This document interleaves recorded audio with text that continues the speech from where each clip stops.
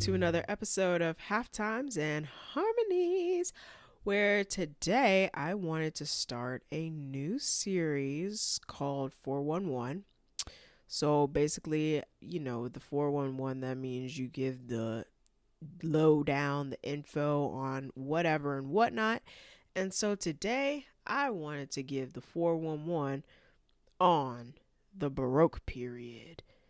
Now, the Baroque period is one of the earliest periods of music. Now, before the Baroque period, there was the Renaissance era and biblical times.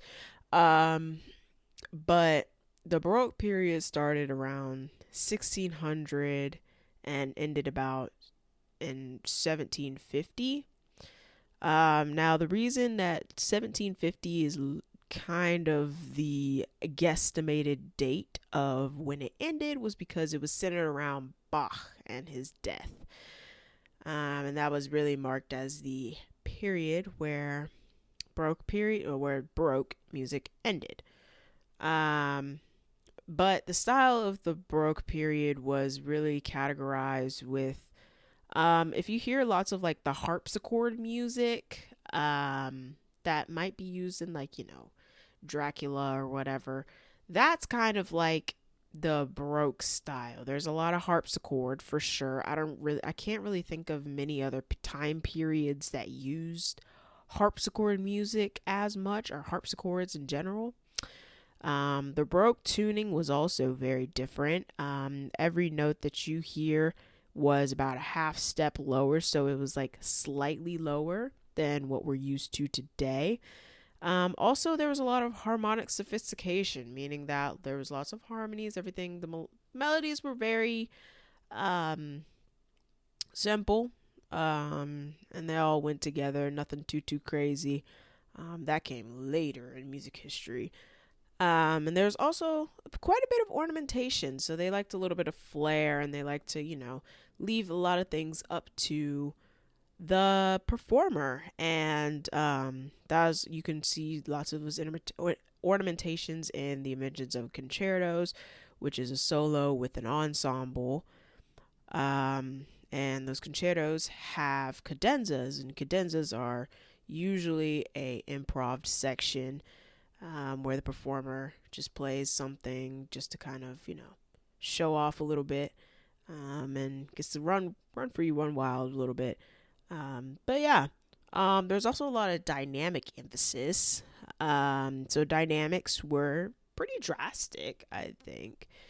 So your pianos were piano and your fortes were pretty forte, and there was a lot of contrast with how loud and how soft things were.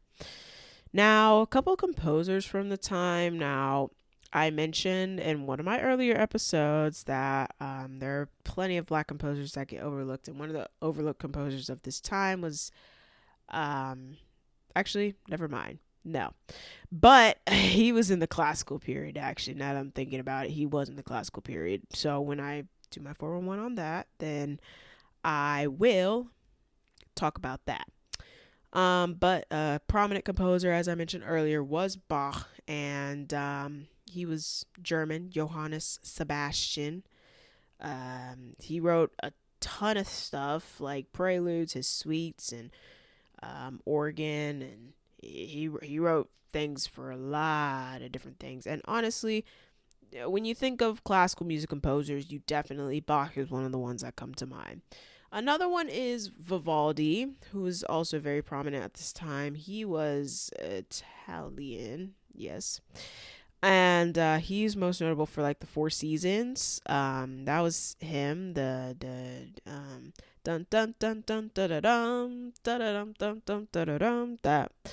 That's the spring one. And then he had the summer and the fall or autumn, whatever, and winter. Winter, I think, is probably my favorite, honestly. I do love me some good Vivaldi winter. Another one is Handel. His name is George Frederick Handel. Yes, that was his name. Now, he is the one that did the Hallelujah chorus and the entire Messiah. That was all him. The Hallelujah. Sorry for that.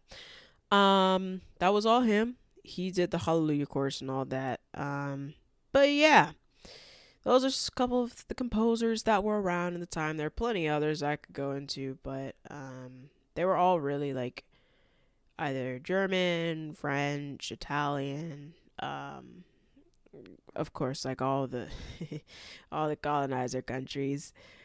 But yeah, that's my 411 on the Baroque period. And yeah, so I will continue doing these. I'll definitely get to the classical and romantic and modern eras of music.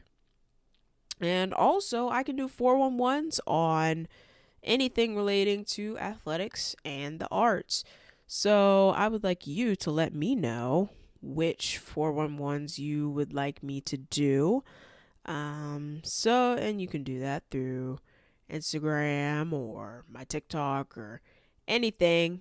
But yeah, but thank you for joining me for another episode of Halftimes and Harmonies.